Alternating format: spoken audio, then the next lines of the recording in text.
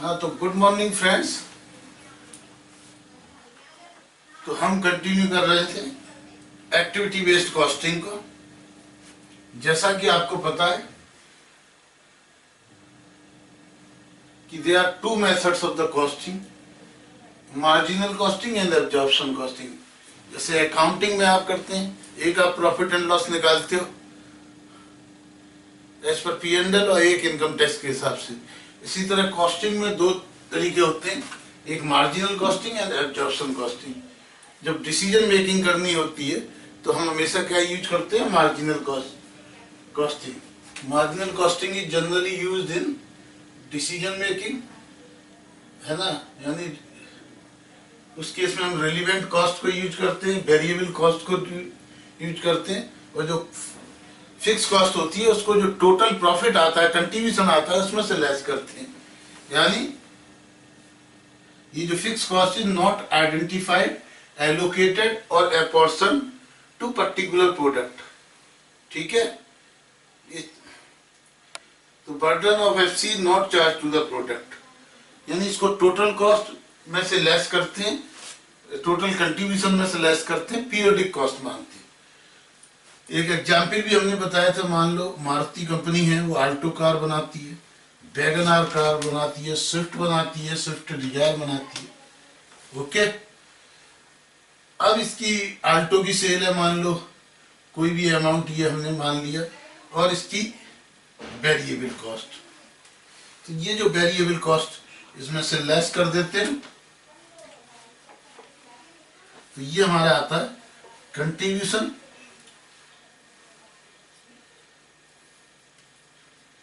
और ये जो कंट्रीब्यूशन है, इस सारे कंट्रीब्यूशन को जोड़ के टोटल कंट्रीब्यूशन निकालते हैं, उसमें से टोटल फिक्स कॉस्ट उठा के नॉट प्रॉफिट निकालते हैं।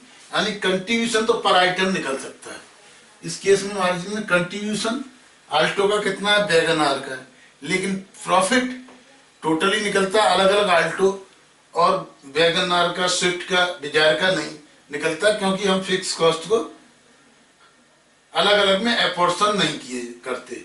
जबकि एब्सॉर्प्शन कॉस्टिंग के अंदर हम मानते हैं कि मान लो 100 आल्टो बनी, 100 वैगन आर बनी, 100 स्विफ्ट बनी, 100 डिजायर बनी, तो हम लोग क्या करते हैं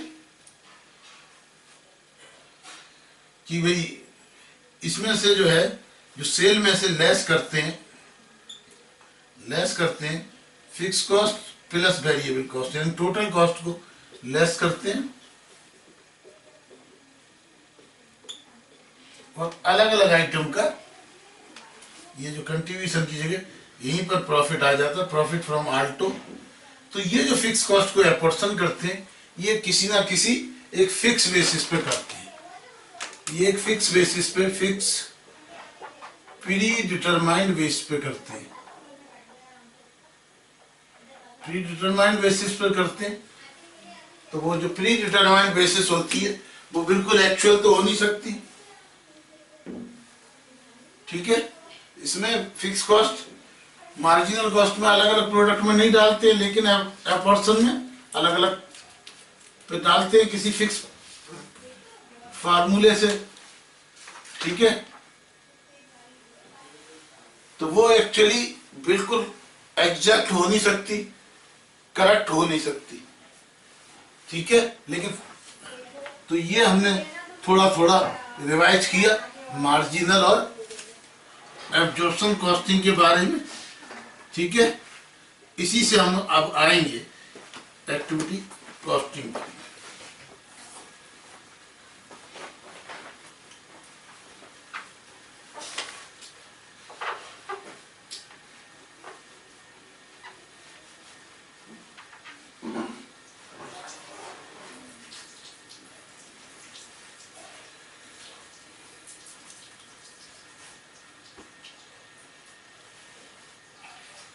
इसमें क्या कि अपोर्शन एब्जॉर्प्शन कॉस्टिंग के अंदर प्रोडक्ट पर फिक्स कॉस्ट एपोर्शन की जाती है on some pre determined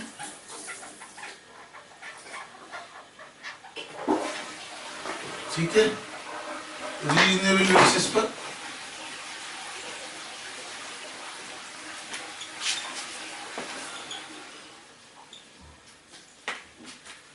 pre determine regional basis पर फिक्स कॉस्ट अपॉर्शन की जाती है। ओके,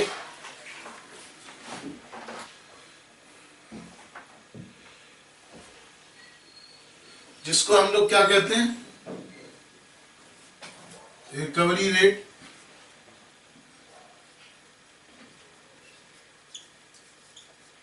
जिसको हम लोग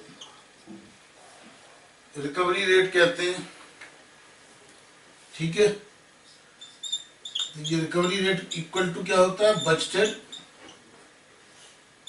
overheads divided by budgeted output, budgeted overhead divided by budgeted output. Okay, तो इसके अंदर कोई भी जो फिनिश प्रोडक्ट होता है उसकी जो कॉस्ट निकालते हैं, तो ये निकालते हैं टोटल कॉस्ट, यानी material cost plus labour plus variable overhead plus fix overhead. Okay, इसको कह देते हैं total cost in the absorption costing. ठीक है, अब मान लो ये जो फिक्स कॉस्ट है, इसके अंदर रेंट है आपका 1 लाख रुपीज, सैलरी है मान लो 1 लाख रुपीज, इलेक्ट्रिसिटी है मान लो 2 लाख रुपीज, अदर्स है मान लो 1 लाख रुपीज, टोटल हो गया 5 लाख। ओके, अब 5 लाख में मान लो हमारी आल्टो बनती है, आल्टो है 200, वैगन आर है ये बनती है 200, स्विफ्ट है ये बनती है 300,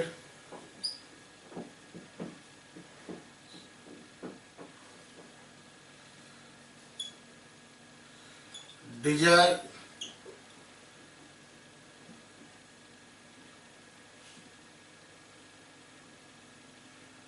ये भी बनती है मान लो 300। ठीक है, या फिर ऐसा कर लो, इसको कर दो 250,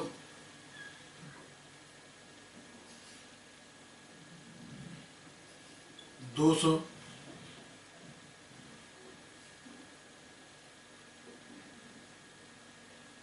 ये कर दो 100,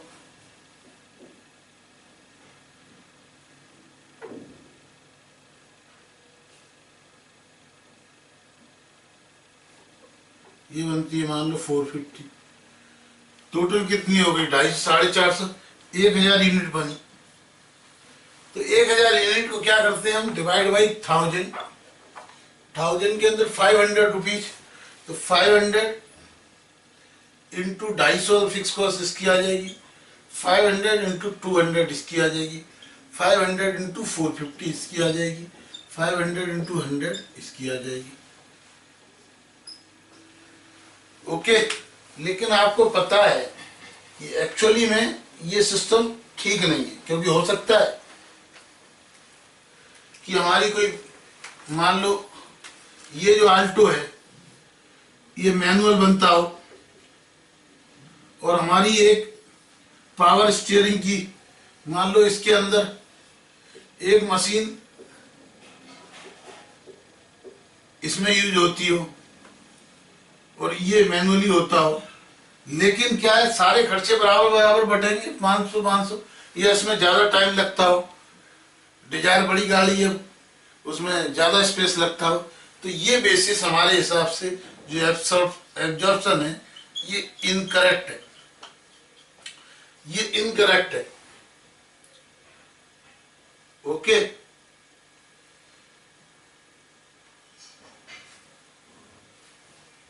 क्योंकि ये जो 1 लाख की कॉस्ट है इसमें से हो सकता है ये जो this method is not correct as, okay, क्योंकि ये जो है डिजायर है, because desire may use more facility and automatic machine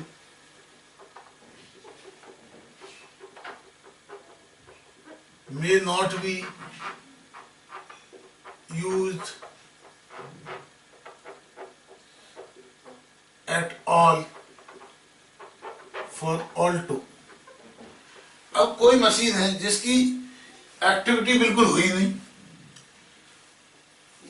मान लो ये आल्टो में हुई नहीं, वैगन आर में कम यूज हुई, स्विफ्ट में ज्यादा हुई और स्विफ्ट डिजायर में मैक्सिमम। लेकिन यहां हमने क्या किया, कहते हैं ना पुरानी कहावत, घोड़े और गधे को एक साथ ही हमने हक दिया, यानी सब में बराबर बराबर फाइन 500 के हिसाब से कर दिया।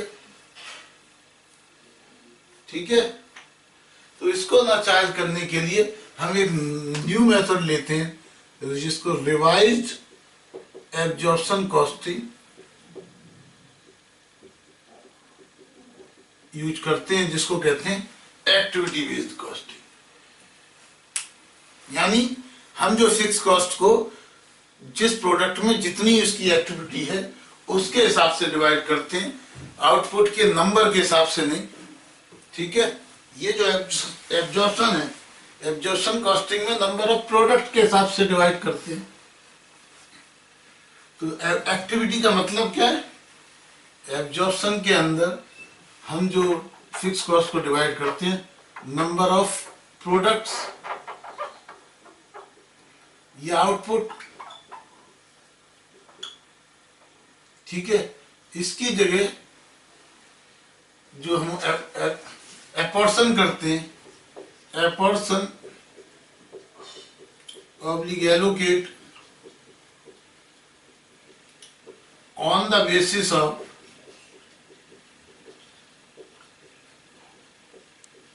Activity, activity mean use in the product. जितनी एक्टिविटी उस मशीन की, उस प्रोसेस की होती हैं, उसके हिसाब से हम फिक्स कॉस्ट को एब्जॉर्ब करते हैं। ओके,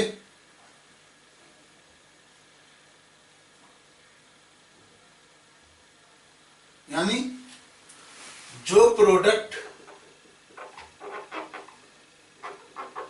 जितनी एक्टिविटी कंज्यूम करता है उतनी कॉस्ट उस प्रोडक्ट को चार्ज की जाती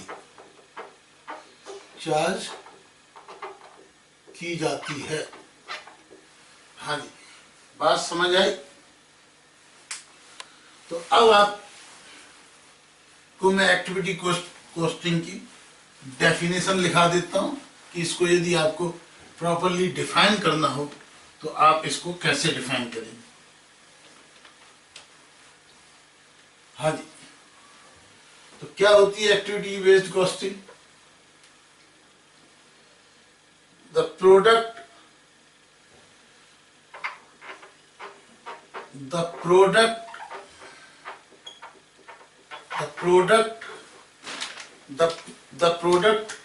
which consumes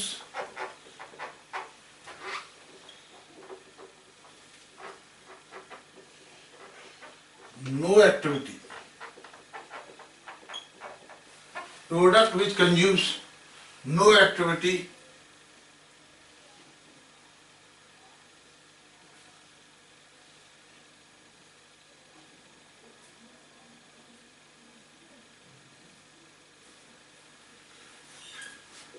which consumes no cost to be charged,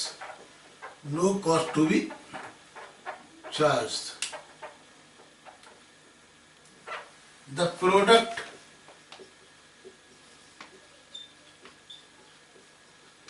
which consumes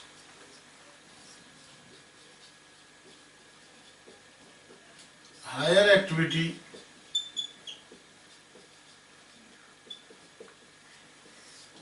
higher charge, higher,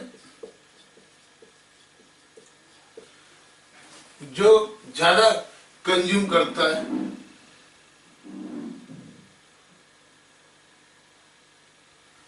ठीक है, द प्रोडक्ट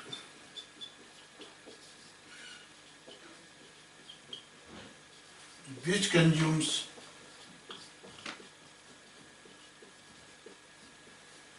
low activity उसको लो charge,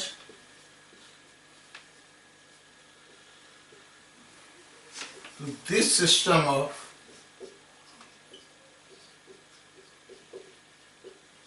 charging of overhead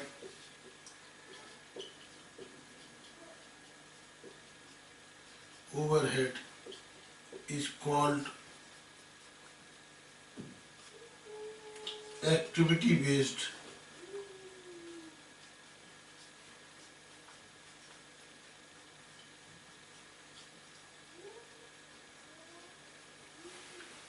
this system is called activity based costing,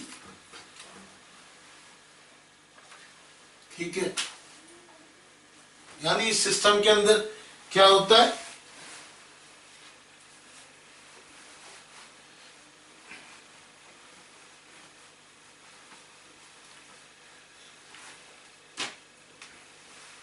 तो लिखिए in this system, in the system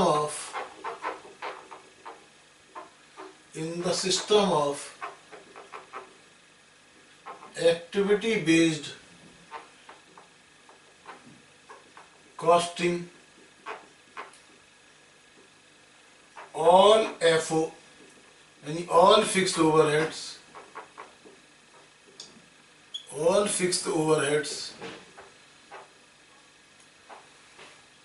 should be classified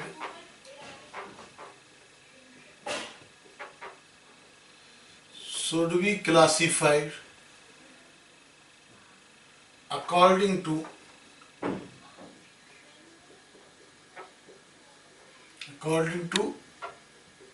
their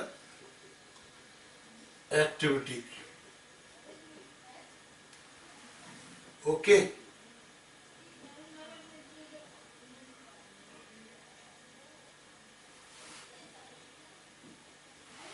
Okay, that means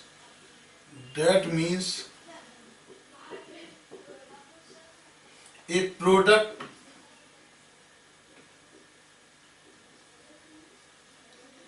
which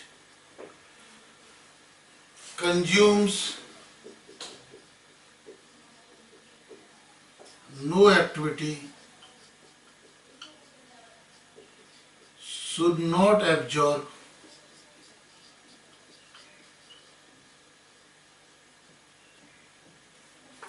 a product which consumes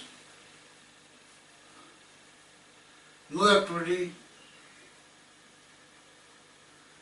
should not absorb, meaning that product should not absorb any part of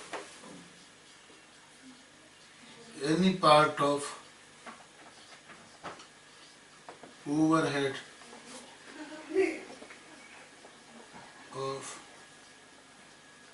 that activity, okay। And a product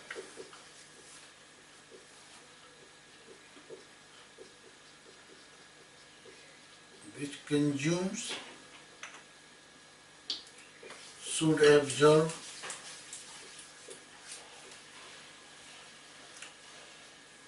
according to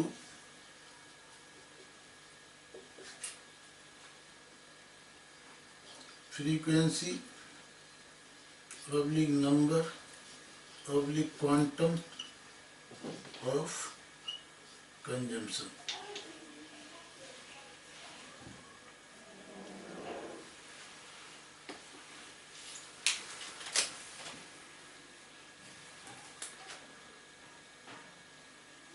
okay, तो ये हमने आपको basic concept बताया activity based costing का।